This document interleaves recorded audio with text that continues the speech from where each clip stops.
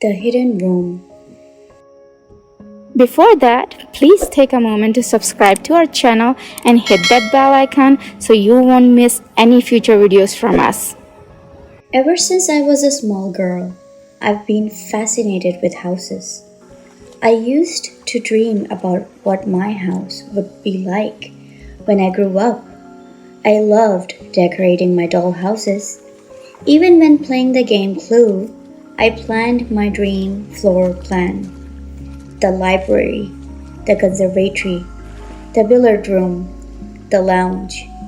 I watched the Saturday afternoon mystery movies and was enthralled by the hidden staircases and secret rooms behind bookcases. I didn't always remember the plots or whether or not the butler did it, but I always remembered those rooms. When I bought my first home, it was significantly larger than any of my previous dwellings.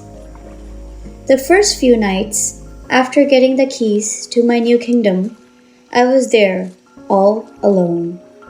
I walked around what then seemed like a vast, empty space.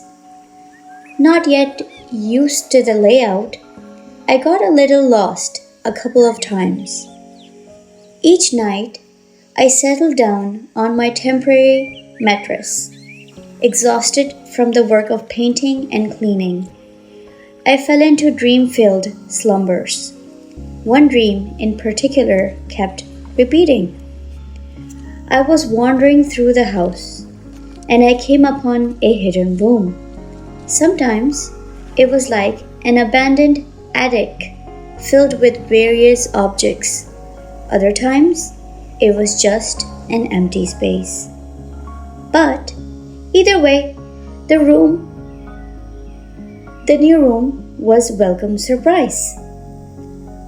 I'd experienced a couple of standard recurring dreams in my life, and they were easily traceable to my daytime experiences. At university, I often dreamed about a surprise test or not being able to find my classroom. When I started a new job, I often dreamed of repeatedly doing this task I had learned during that day or being late for work. So I just chalked up this new recurring dream of a hidden room to the stress and excitement of moving into my new home and being unfamiliar with the floor plan. Not long after, the moving and decorating complete, I settled down into the routine of daily living. The house didn't seem so vast once it was filled with all my belongings, and I certainly didn't get lost anymore. Yet, every now and then I still experienced the hidden room dream. A dozen years after moving in, it was time to replace the tiled roof.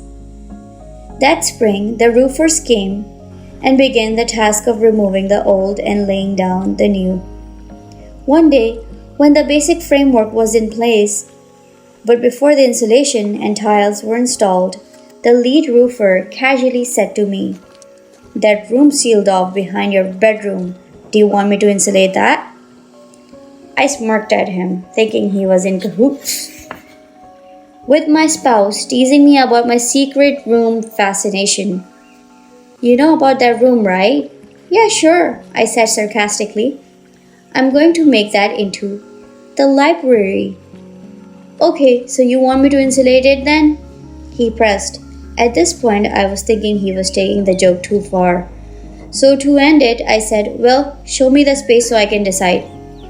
I walked out onto the balcony of the master bedroom, climbed up his ladder, and looked where he pointed. And sure enough, behind the wall that our headboard set against was a fully contained 8 by 12 room. It was unfurnished and completely empty, but it was there, nonetheless, a bona fide secret room. My jaw dropped, and I just stared. When the shock wore off, I asked if he could make a small entrance to the area. And that is how I came to have a small, cozy library years after I moved into my house.